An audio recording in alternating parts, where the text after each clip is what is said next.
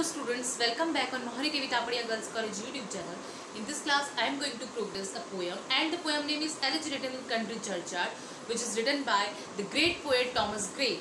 So, this is the fifth video on this particular poem, Elegy Written in Country Churchyard. आप already इसके 4 videos देख चुके हैं, आपको idea लग गया है कि poem में क्या चल रहा है. मैंने हर वीडियो में इसकी 12 लाइन एक्सप्लेन की है.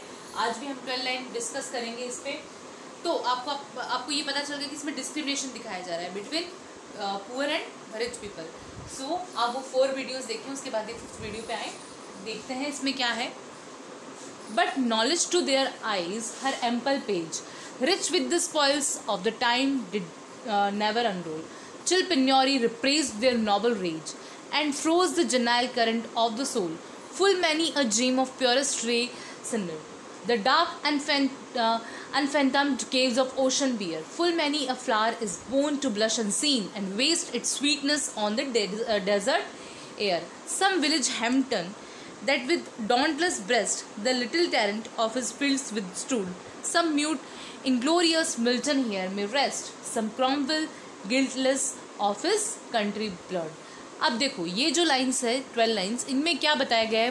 पोएट जो है वो बोल रहा है कि जो गांव के लोग हैं वो बेचारे बहुत सारी बातों के लिए उनमें बहुत टैलेंट होता है, पर उन बेचारों को अपॉर्चुनिटी नहीं मिल पाती. तो लैक ऑफ अपॉर्चुनिटी की वजह से वो क्या है, अपना टैलेंट कहीं दिखा नहीं पाते, शो नहीं कर पाते. हो सकता है उनमें से कोई बहुत बड़े, मैंने कल भी बताया था आपको जिसका 4th वीडियो है, कोई सिंगर निकल जाए, कोई निकल जाए.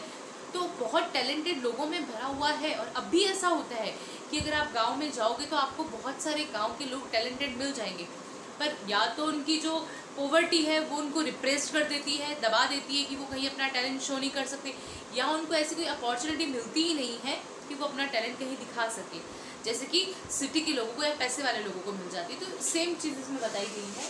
But knowledge to their eyes her ample page. हो सकता है कि उनके पास इतना नॉलेज हो जो फुल ऑफ हो. Ample page means full of knowledge, complete knowledge, बहुत ज़्यादा वो विद्वान हो. Rich with the spoils of time did never unroll. Rich with the spoils of time did never unroll.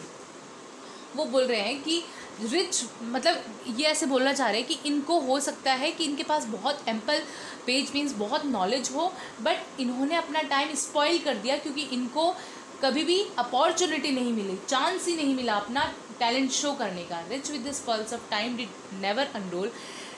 Chill penury repressed their noble rage. Chill penury मतलब गरीबी ने, poverty ने, repressed मतलब उनको दबा दिया. देयर मतलब जो गांव के गरीब लोग हैं. नोबल रेज मीन्स उनके टैलेंट को दबा दिया उनकी गरीबी ने. And froze the genial current of the soul.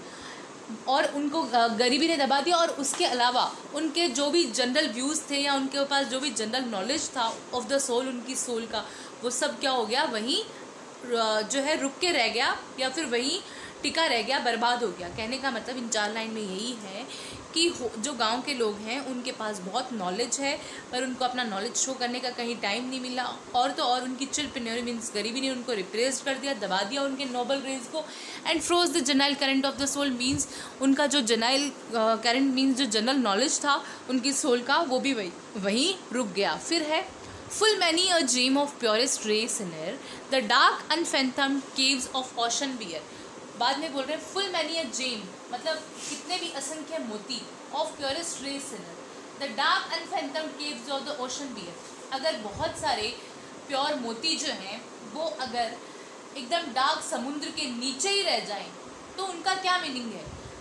Full many a dream of purest ray सिनर, द डार्क अनफैथम्ड केव्स, गुफा में एकदम डार्क, अंदर गुफा के अंदर, ओशन के अंदर मतलब अंडर वाटर अगर बहुत सारे असंख्य मोती पड़े हुए हैं तो उनका क्या मीनिंग है. जब वो कोई काम ही नहीं आ रहे तो उनका कोई मीनिंग नहीं है. Full many a flower is born to blush unseen. बहुत सारे फूल ऐसे हैं जो उगे तो हैं. Full many a flower is born, पैदा तो हुए हैं, टू ब्लश अनसीन, पर उन्होंने कभी भी ब्लश नहीं किया, वो उनको किसी ने देखा नहीं, ऐसे ही अनसीन हो गए, वो बुझ गए, मतलब जो है वो डी फ्लावर हो गए. बहुत सारे फ्लावर ऐसे उगे हैं कहीं, पर उनको किसी ने देखा नहीं, उनका जो है कोई एडमायरर नहीं था तो वो वहीं अनसीन हो गए. उनको ब्लश करने का चांस ही नहीं मिला, अपॉर्चुनिटी नहीं मिली. जैसे कि and waste its sweetness on the desert air. और ऐसा लग रहा है, ऐसा है कि इन जो फूल उगे थे उन्होंने अपनी स्वीटनेस को वेस्ट कर दिया, जैसे कि डेजर्ट एयर में वेस्ट कर दिया जाए। देखो अब एक एग्जांपल बताती हूँ। कोई गुलाब का फूल है, अब आप सबको पता है कि जो रोज़ है वो कितना ब्यूटीफुल और कितना अच्छी फ्रेगरेंस वाला फ्लावर होता है, बहुत ही ब्यूटीफुल फ्लावर होता है ना, सिंबल ऑफ लव माना जाता है। अगर वो किसी डेजर्ट एरिया में उग जाए, डेजर्ट मतलब रेगिस्तान में उग जाए, और वहाँ उस रेगिस्तान में उगेगा तो उसका क्या मीनिंग है? उसका कोई मीनिंग नहीं है। वो खिलेगा, खिल के खुद ही डी फ्लावर हो जाएगा, क्योंकि ना तो उसकी प्रेज करने के लिए उसके कोई एडमायरर उस रेगिस्तान में है, ना हम में से कोई वहाँ जाएगा, तो वो एक तरह से अनसीन हो जाएगा। ब्लश अनसीन मतलब उसको किसी ने नहीं देखा है तो वो ब्लश करके भी क्या करेगा।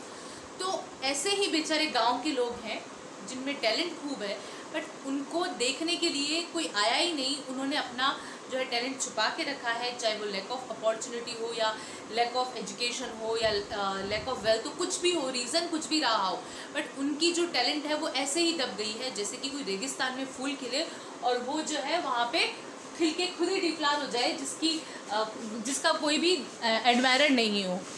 फिर उसके बाद बोल रहे हैं, देखो कंपेयर कर रहे हैं किससे, गाँव वालों को। सम विलेज हैम्पडेन, ये जो है हैम्पडेन, वो चार्ल्स फर्स्ट के टाइम में ये बंदा जो था, इसने क्या किया था, जो टैक्स होता है उससे माफ़ी दिलाई थी लोगों को, ठीक है। टैक्स के लिए इसने खूब लड़ाई करी थी। सम विलेज हैम्पडेन, तो हो सकता है कुछ विलेज वाले लोग, गांव के लोग हैम्पडेन बन जाए। दैट विद डॉन्टलेस ब्रेस्ट, इसका मतलब ये है जिसके पास बहुत ज़्यादा ताकत थी, पावर था, किसके पास? हैम्पडेन के पास, जिसने अपने डॉन्टलेस ब्रेस्ट से मतलब छाती से जिसने खूब लड़ाइयाँ लड़ी है। हो सकता है कि कुछ गांव के लोग हैम्पडेन निकल जाते अगर उनको अपॉर्चुनिटी मिलती। फिर बोल रहे हैं the little talent of his fields with stood, हो सकता है गांव के लोगों में भी कोई लिटिल टैलेंट मतलब कोई ऐसा जो है धुरंधर निकल जाए, ऐसा कोई साहसी आदमी निकल जाए जो अपने फील्ड्स के लिए, अपने खेतों के लिए विद स्टूड लड़े। मतलब एक तरह से अब गांव में राजा महाराजा तो होंगे नहीं, तो गांव में जमींदार के साथ जो अपने करों का जो है चुकाने के लिए, कर नहीं चुकाने के लिए फालतू का कर जो जमींदार लगा देते हैं, उनको रोकने के लिए हो सकता है गांव में भी कोई ना कोई हैम्पडेन बना हुआ हो, पर उस पर किसी का ध्यान नहीं गया हो, इसलिए वो बेचारा फेमस नहीं हो पाया हो। फिर उसके बाद कंपेयर करें, सम mute inglorious Milton here may rest, और हो सकता है कोई म्यूट इनग्लोरियस मिल्टन मतलब एक, आप सबको पता है, आप जॉन मिल्टन को जानते हो, लिटरेचर के सभी स्टूडेंट जॉन मिल्टन को जानते हैं, तो ये बहुत ही ग्रेट पोएट है। हो सकता है कि कोई गांव में म्यूट इनग्लोरियस मिल्टन के जैसा भी पैदा हुआ हो, मिल्टन के जैसा टैलेंटेड पोएट भी पैदा हुआ हो। हियर में रेस्ट का मतलब इस चर्च यार्ड में हो सकता है कि कोई मिल्टन के जैसा टैलेंटेड पोएट भी रेस्ट कर रहा हो। कहने का मतलब कि वो हो सकता है अच्छा पोएट हो, पर उसका टैलेंट दिखाने का उसको चांस नहीं मिला और उसकी जो है टैलेंट जो है अपॉर्चुनिटी गांव में ही ख़त्म हो गई और अब वो मर गया। तो सम म्यूट इनग्लोरियंस मतलब बेचारा म्यूट क्यों बोला गया उसको? क्योंकि उसको अपना टैलेंट दिखाने का मौका ही नहीं मिला जैसे कि मिल्टन को मिला। तो some mute inglorious Milton here may rest, और some Cromwell guiltless of his country blood, और हो सकता है इनमें से ही कोई क्रॉमवेल भी रहा हो। क्रॉमवेल कौन था? जिसने जो है राजा को मारकर खुद गद्दी पर बैठ गया था, इसने भी खूब लड़ाई की थी अपने देशवासियों के लिए। तो some Cromwell guiltless of his country blood, जिसने अपनी कंट्री के लिए खून बहाया था, हो सकता है कोई ऐसा क्रॉमवेल भी इस गांव में रहे। तो किस से? हैम्पटन से, मिल्टन से और क्रॉमवेल से कंपेयर किया गया है यहाँ गांव के लोगों का। तो यहाँ सिंपल सी बात यही बोली गई है कि जो बेचारे गांव के लोग हैं उनको अपॉर्चुनिटी नहीं मिली अपना टैलेंट दिखाने की। अदरवाइज हो सकता है उनमें से भी कोई जॉन मिल्टन के जैसा, क्रॉमवेल के जैसा कोई महान आदमी बन जाता, कोई राजा महाराजा बन जाता, ठीक है, पर उनको बिल्कुल अपनी टैलेंट दिखाने के लिए अपॉर्चुनिटी नहीं मिली। आई होप आपको ये लाइन समझ में आ गई होगी। नेक्स्ट वीडियो में हम इसकी और 12 लाइन्स पर डिस्कस करेंगे, आपको ये पोएम अच्छे से समझ आ जाएगी, पर आप इसके सारे पार्ट देखें स्टेप बाय स्टेप, फर्स्ट से लेके, तभी आपको पोएम क्लियर होगी। पोएम बहुत अच्छी है, बहुत बड़ी है, पर इंटरेस्टिंग पोएम है और बहुत ही इंपॉर्टेंट पोएम है। Thank you.